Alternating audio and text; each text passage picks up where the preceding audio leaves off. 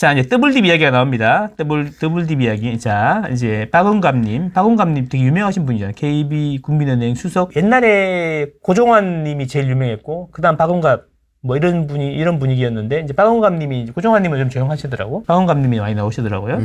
이게 더블딥이 올 거다. 1차 부동산 세일이 끝났다. 하지만 2차 세일이 다시 시작될 수 있다. 뭔 이야기냐? 확 떨어졌다가, 반등했다가 다시 떨어질 거다. 더블딥. 그러니까, 급하게 서두르지 말고 기다려라. 나 이거 동의해. 진짜 좋은 말이야. 근데 강론은 또 아니야. 볼게요. 왜 아닌지 한번 보겠습니다. 2008년 9월 금융위기 때 9월부터 12월 사이에 수도권 집값이 넉 달간에 17% 빠졌다. 이후에 보면은 2009년 수도권 집값은 전고점을 갈아치울 정도로 급등했다. 그러니까 뭐냐면 4달 사이에 훅 빠졌다가 훅 원복이 됐다. 급하게. 그리고 2010년부터 슬슬 이런 더블딥이 아니 W가 아니고 W는 한쪽이 망가졌어. 완전히 이렇게 된 거죠. 그렇죠. 이렇게 됐죠. 네, 이렇게 된 거죠. 그렇게 왔다. 그래서 지금도 그렇게 될 거다라는 패턴이 있다라는 거잖아요. 뭐가 좀 지난번에 그랬으니까 이번에도 그럴 것이다. 제가 제일 싫어하는 거잖아요. 이거 약간 좀 그렇죠.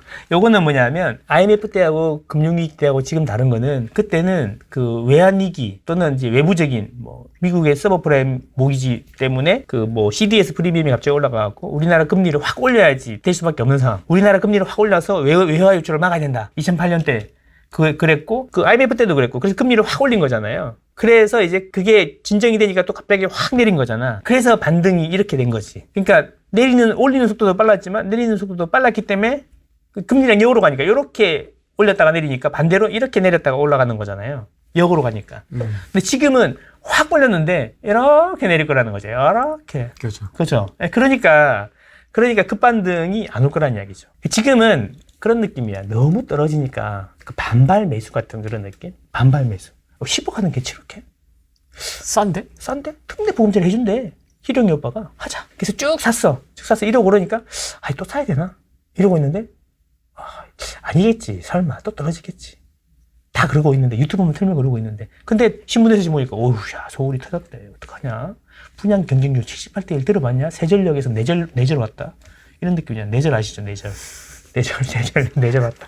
이러니까, 어떡하지? 근데 망고쌤은 자꾸 천천히 돌아봐라. 괜찮다. 천천히 돌아봐라. 이러고 있는데, 이거 떠나야 되나? 뭐 이런 느낌인 거잖아요. 그죠? 어쨌든, 그렇다는 거죠. 근데 이번에 얘기하는 건 이런 거죠. 이제 지금 글로벌 금융시장이 불안하다. 근데 이거는 정리된 거 아닌가? 일본은행의 문제 아니었던가? 미국이 아주 빠르게 대처를 잘하지 않았나? 그 전체적인 금융권 부실로 커지지 않았고. 그리고 이제 뱅크런이라는 거는 또 이런 게 있잖아요. 전체적으로 뱅크런이 안 나고 일부만 뱅크런이 났어요. 얘가 5개 중에 하나가 뱅크런이 났어요. 자, 그러면 무슨 일이 생기냐? 이 돈을 뺐어요. 사람들이 빼면 이 돈은 어떻게 할까요? 다시 넣어요.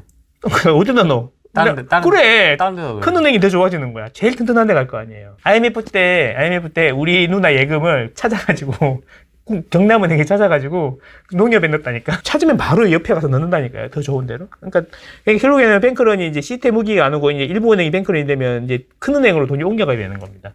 돈의 총량은 줄지 않아요. 그리고 경기가 침체되면 금리를 자꾸 내리는 거 아닙니까? 그렇죠. 금리를 내리면 그 지불 능력이 늘어나는 거 아니에요? 부동산 시장에는 뭐 이렇게 시스템이 완전 망가지지 않는 이상 망가질 것 같지도 않고 저금리로 가는 거는 경기 침체가 오면 저금리로 금리를 내리면서 부동산 시장에는 우호적으로 보이는 거 아닌가? 우리 주식처럼 우리가 뭐 사팔사팔 하는 게 아니라 한 번 사면 2년 단위, 최소 2년 단위, 4년 단위로 가는 건데 2년, 4년 보면은 오히려 이게 긍정적인 요소가 되는 거 아닌가? 시간이 지나면.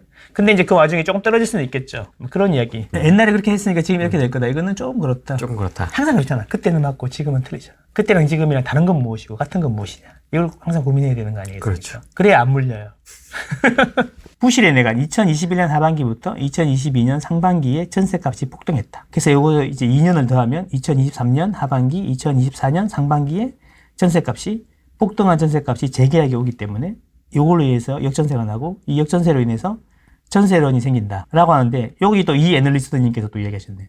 이 전세론은요 사실은 이거는 아닌 것 같아요. 왜냐하면 지금 전세 사기가 난리 나고 있는 이 상황에서도 전세 거래가 늘고 있거든요. 계속 늘고 있어요. 1, 2, 3, 4월 계속 늘고 있거든요. 그렇죠? 전세 사기랑 분명히 역전세는 다른 거다. 구분할 줄 알아야 된다. 이런 얘기죠. 시장에 강한 충격을 가져올 수 있다. 저도 그렇게 생각합니다. 왜냐하면 이제 곧 이제 2021년 하반기 고가로 계약한 게 2023년 하반기에 오잖아요. 그럼 가을부터 계약을 해야 되는데, 그러면 그때 그거를 어떻게 슬기롭게 헤쳐나갈 것인가. 이제 이게 문제죠. 제 이야기는 뭐냐면, 그 매매 매물이 많이 나올 거예요. 그러면, 그래서 그게 급락할 거냐, 이런 이야기죠. 아니다라는 거죠. 정부는 뭘 원할까요? 급등을 원할까요? 급락을 원할까요? 둘 다 원하지 않습니다. 그렇죠. 보합을 원한다니까요. 조절할 겁니다. 그러면 또 어떻게 할 것 같아요? 방법이 몰라서 안 하는 게 아니에요, 정부가 지금. 역전세 몰라서 안 하는 게 아니라니까. 아파트는 전세 사기가 아니라 역전세 문제인데, 이 역전세 문제를 해결할 방법이 있는 걸 몰라서 안 하는 게 아니에요. 그러니까 결국에는 이 전세 사기랑 다른 게, 결국엔 전세가율이잖아요. 전세 사기는 1억짜리를 1억에 전세 놓고 1억 2천에 전세 놓으니까 문제가 되는 거잖아요. 팔아도 이게 못 갚는 거잖아요. 이 깡통주택이고요. 근데 이제 아파트 시장에서의 역전세는 전세가율이 50% 수준이라고 지금 맨날 조롱하잖아, 우리를. 그러니까 10억이면 전세가 5억이란 말이야. 근데 이게 3억 5천이 됐다는 이야기잖아요. 이게 팔면 되잖아요. 팔면 되는데, 팔라고 해서 매물이 많이 나오면 가격이 이제 막 내려가려고 그러잖아. 그러면 이제 또 다주택자들이 아우성을 부릴 거 아니에요. 그럼 어떻게 하면 될 것 같아요? 간단하게 해결할 수 있어요. 10억짜리에 3억 5천 빌려주는 게 이게 심각한 문제냐 이거죠. 10억짜리 담보로 3억 5천, 5억 빌리는 게 이게 금융권의 부실을 일으킬 수 있는 문제냐 이거죠. 아니잖아요. 그러면 결국 뭐냐면 그 전세 대그 자금 대출로 특례 보험자리 같은 걸 하면 되는 거예요. 분명히 이 아저씨들은 이 카드를 알고 있는데 지금 분위기가 안 떨어지고 있기 때문에 안 하는 거예요. 그러니까 원희룡 씨는 알고 있어요. 정부는 알고 있어요. 역전세 문제를 알고 있는데 알면서 대처를 안 하는 것 뿐이에요. 더 떨어지면 그때 대처를 하겠죠. 그 임대차 3법을 바꾸려고 한다고 이야기했잖아. 임대차 3법을 바꾼다는 게 그 계약갱신 청구권, 상한제, 그 다음에 신고 이런 건데 사실 그거 바꾸자고 했던 거는 처음에 자기들 공약이고 이걸로 2년으로 원래 이걸로 2년으로 바꾸고 그 다음에 아래 위도 없애고 그리고 신고하는 것도 없애겠다. 실거래 신고하는데 뭘 또 신고하냐. 사실 이거 거의 폐지 수순으로 이야기했잖아. 근데 지금 분위기 보니까 그걸 했다가는 또 표가 확 떨어질 것 같잖아. 그래서 이제 전세 사기 문제를 약간 덮어가지고 그걸 어떻게 손질을 좀 하겠다라는 이야기를 하는데 내가 보기엔 이러지도 못하고 저러지도 못하는 거야. 다주택자 쪽에 썼다가는 이쪽 표가 떨어져 나갈 것 같고. 왜냐면 이쪽 표가 훨씬 많으니까요. 그것도 많지만 다주택자들은 어떻게 해줘도 안 찍어줄 거거든. 이제 일 받았어. 집토끼도 잡아야 되고 나간토끼도 잡아야 되잖아. 그런 거죠. 그래서 이제 정치적인 계산이 분명히 있을 거야. 그래서 이게 이제 정치인들이 이제 옛날에도 계속 얘기했지만 김현미 씨도 그렇고 원희룡 씨도 그렇고 정치인들이 국토부 제일 중요하잖아. 사실 제일 중요한 것 중에 하나고 가장 이슈가 되고 있는 것 중에 하나잖아요. 국토부 수장으로 앉는 거는 좀 생각을 해봐야 돼. 오래 했던 사람들, 이런 사람들을 전문가로 앉혀야 되고, 그러니까 욕을 먹어도 표랑 관계없기 때문에 일을 꾸준히 밀고 나갈 수 있는 이런 사람을 해야 되는데, 참, 문제입니다.